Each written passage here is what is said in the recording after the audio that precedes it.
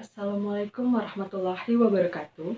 Saya Fauzia Fadila Putri dengan NPM 19160037 dari PGSD 4A. Di sini saya akan menjelaskan tentang keterampilan menyimak melalui bercerita kreatif serta penerapannya di sekolah dasar kelas lanjut. Baiklah, sebelum kita bahas tentang penerapan bercerita kreatif di sekolah dasar melalui rencana pelaksanaan pembelajaran atau RPP yang sudah dibuat, di sini saya akan menjelaskan terlebih dahulu hakikat dari keterampilan menyimak. Menyimak dapat didefinisikan sebagai suatu proses, yaitu mendengarkan lambang-lambang lisan dengan penuh perhatian, pemahaman apresiasi, serta interpretasi untuk mendapatkan informasi, menangkap isi atau pesan, serta memahami makna yang disampaikan oleh pembicara melalui bahasa lisan. Kemudian terdapat tahapan-tahapan dari menyimak. Yang pertama, ada mendengarkan. Kemudian yang kedua, memahami. Yang ketiga, menilai. Dan yang terakhir adalah menanggapi. Baiklah, selanjutnya adalah bercerita kreatif. Bercerita kreatif merupakan suatu kegiatan yang dilakukan oleh seseorang secara lisan kepada orang lain dengan alat tentang apa yang harus mereka sampaikan dalam bentuk pesan, informasi, atau sebuah dongeng yang dikemas dalam bentuk cerita yang dapat didengarkan dengan rasa menyenangkan. Selanjutnya, bercerita kreatif itu terdiri dari dua bentuk. Yang pertama itu ada bercerita menggunakan alat, dan yang kedua bercerita tanpa alat. Biasanya kalau bercerita tanpa alat ini yang ceritanya tuh menggunakan mimik wajah, pantomim atau gerak tubuh, serta vokal, sehingga dengan hal tersebut akan menarik siswa dalam mendengarkan ceritanya. Lalu bagaimana dengan penerapan bercerita kreatif dalam pembelajaran di SD kelas lanjut? Baiklah, saya akan membacakan hasil dari RPP yang sudah saya buat. Pertama, itu ada kompetisi inti. Nah, untuk kompetisi inti ini, dalam tiap-tiap RPP itu isinya sama karena tidak bisa dirubah dan sudah tertera pada buku tematik. Jadi saya lanjutkan ke kompetisi dasar dan juga indikator. Kompetisi dasar. Nah, ini terdapat dua kompetisi dasar. Yang pertama, itu ada mencermati tokoh-tokoh yang terdapat pada teks fiksi. Yang kedua, itu menyampaikan hasil identifikasi terkait tokoh-tokoh yang ada dalam teks fiksi secara lisan, tulis, maupun visual. Baiklah, untuk indikatornya juga terdapat dua. Yang pertama, itu ada mengidentifikasi dan memahami tokoh-tokoh yang terdapat pada teks fiksi dengan tepat. Yang kedua, itu ada menjelaskan tokoh-tokoh yang terdapat pada teks fiksi dengan tepat. Adapun tujuan pembelajaran ini adalah dengan kegiatan menyimak cerita fiksi yang disampaikan atau ditampilkan oleh gurunya di depan kelas, diharapkan siswa mampu mencermati tiap-tiap tokoh serta mampu mengidentifikasi para tokoh dengan tepat, baik secara lisan, tulis, maupun visual. Untuk materinya, materi di sini adalah tokoh-tokoh pada teks cerita fiksi. Baiklah, selanjutnya untuk pendekatan dan metode. Di sini guru bisa menggunakan pendekatan saintifik. Kemudian untuk strateginya bisa menggunakan strategi cooperative learning, dan untuk metodenya bisa menggunakan metode demonstrasi, tanya jawab, maupun diskusi. Baiklah, selanjutnya adalah kegiatan pembelajaran. Di dalam kegiatan pembelajaran terdapat kegiatan pendahuluan. Yang pertama itu guru memberikan salam dan menanyakan kabar siswa. Kemudian yang kedua, kelas dilanjut dengan pembacaan doa yang dipimpin oleh salah satu siswa. Yang ketiga, siswa menyimak arahan guru terkait pentingnya rasa santun, sikap santun, percaya diri, maupun syukur. Kemudian yang keempat, siswa menyanyikan lagu wajib nasional atau lagu-lagu nasional lainnya. Kemudian yang kelima, pembiasaan membaca buku non-akademis selama 15 menit, atau guru di sini memberikan penguatan lewat cerita yang mampu membangkitkan motivasi siswa. Baiklah, setelah kegiatan pendahuluan dilanjutkan dengan kegiatan inti.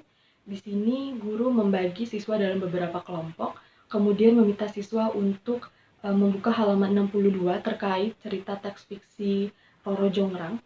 Kemudian pada saat itu guru menata media wayang yang akan digunakan dan akan ditampilkan di depan kelas. Kemudian siswa diminta untuk menyimak cerita Roro Jongrang yang akan ditampilkan oleh guru. Adapun contoh bercerita menggunakan media wayang adalah sebagai berikut. Kisah Roro Jonggrang. Diceritakan terdapat seorang putri dari kerajaan Prambanan yang bernama Roro Jonggrang. Raja Prambanan, ayah Roro Jonggrang, telah gugur dalam pertarungan melawan Bandung Bondowoso dari kerajaan Penghing.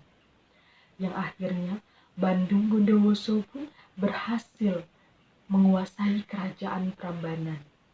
Bandung Bondowoso yang tamak menginginkan Roro Jonggrang sebagai permaisurinya. Roro Jonggrang yang tak ingin dinikahi oleh Bandung Bondowoso pun mengajukan syarat. Aku bersedia menjadi permaisurimu, wahai Bandung Bondowoso, tetapi ada syarat yang harus kau penuhi. Jika kau berhasil, maka aku akan menikah denganmu. Namun, jika kau gagal, izinkan aku untuk pergi. Dan Bandung Bondowoso pun menjawab, apapun yang kau inginkan pasti akan aku penuhi, wahai Roro Jonggrang. Jika aku gagal dalam memenuhinya, maka akan aku kembalikan kerajaan ini kepadamu, jawab Bandung Bondowoso dengan angkuh. Baiklah, aku minta kau membangun 1000 candi untukku, dan semua harus sudah selesai sebelum matahari terbit esok. Baiklah, Roro Jonggrang, aku pasti akan berhasil dalam memenuhi seluruh syarat darimu. Kemudian, Bandung Bondowoso pun meminta bantuan dari pasukan jin untuk membangun 1000 candi tersebut. Pasukan jin. Ada apa Bandung Bondowoso memanggilku? Hei, wahai pasukan jin, bantulah aku dalam membuat 1000 candi.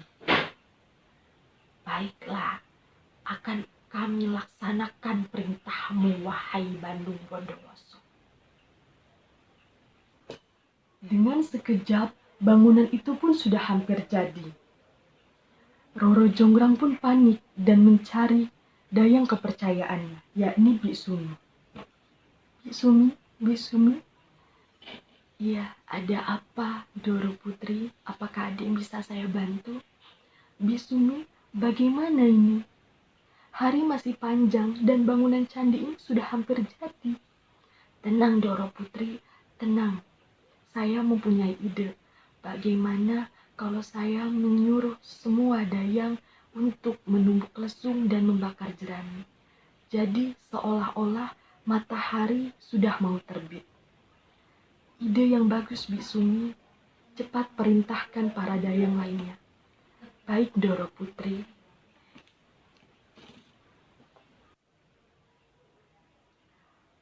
Lesung bertalu-talu dan suara kokok ayam pun mulai bersahut-sahutan.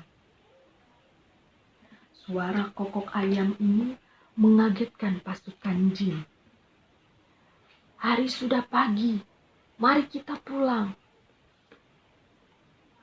Dan Bandung Bondowoso pun menjawab, hei pasukan jin, bagaimana dengan candi ini? Candi ini belum selesai.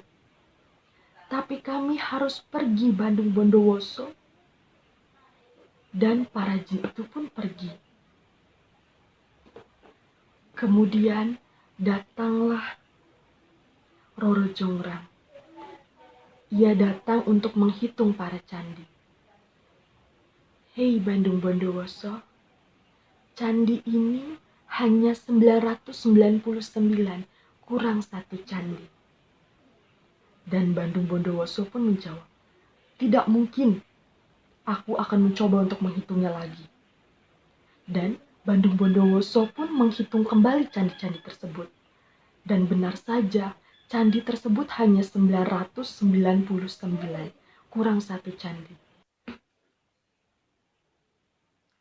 Bandung Bondowoso pun marah dan ia mengatakan kepada Roro Jonggrang, aku tidak akan kalah, aku pasti akan menepati janjiku. Bagaimana kau bisa menepati janjimu, wahai Bandung Bondowoso? Ini sudah pagi, dan bangunan candimu hanya 999. Kalau begitu, kau akan kujadikan candi ke 1000-ku.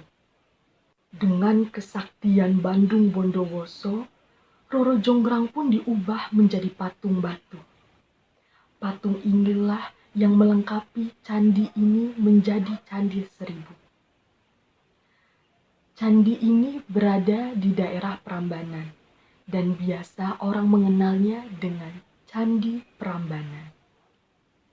Setelah guru selesai menampilkan cerita Roro Jonggrang, untuk melatih keterampilan menyimak siswa, nantinya guru akan bertanya kepada siswa mengenai tokoh yang terdapat pada teks cerita tersebut, serta guru meminta siswanya untuk mengidentifikasi siapa saja tokoh utama dan juga tokoh tambahan yang terdapat pada cerita Roro Jonggrang. Nantinya siswa akan menjawab pertanyaan dari gurunya. Yang terakhir, guru meminta masing-masing perwakilan kelompok untuk mengungkapkan pendapatnya terkait teks cerita Roro Jonggrang ini secara percaya diri. Setelah melakukan kegiatan inti, selanjutnya adalah kegiatan penutup. Guru meminta siswanya secara berkelompok untuk menceritakan tentang pembelajaran hari ini. Kemudian yang kedua, guru dan siswa melakukan refleksi tentang materi apa yang sudah dipahami, materi apa yang belum dipahami, materi apa yang mau diketahui oleh siswa lebih lanjut, dan bagaimana tentang pembelajaran hari ini. Kemudian yang ketiga, siswa menyimak penguatan-penguatan yang diberikan oleh gurunya. Yang keempat, siswa menyanyikan lagu daerah. Kemudian yang kelima, kegiatan diakhiri dengan merapikan pakaian, kebersihan kelas, alat-alat tulis, kemudian yel-yel, dan yang terakhir adalah doa bersama. Selanjutnya adalah penilaian. Pada penilaian ini terdiri dari 4 aspek. Yang pertama itu ada pengetahuan, keterampilan, sikap, dan juga penggunaan bahasa Indonesia yang baik dan benar. Nah, dalam penilaian ini terdiri dari beberapa poin. 4 poin itu untuk siswa yang baik sekali, 3 poin untuk siswa yang baik, 2 poin untuk siswa yang cukup, dan 1 poin untuk siswa yang masih atau perlu bimbingan. Baiklah, yang terakhir adalah sumber dan media. Seperti biasa, sumbernya menggunakan buku tematik siswa dan juga buku guru. Sedangkan untuk medianya di sini guru menggunakan media wayang untuk menampilkan cerita Roro Jonggrang, serta media alat tulis bagi siswa untuk menulis, baik itu berupa pena, pensil, maupun buku. Baiklah, mungkin itu saja yang bisa saya sampaikan. Apabila terdapat kesalahan, saya mohon maaf. Terima kasih. Wassalamualaikum warahmatullahi wabarakatuh.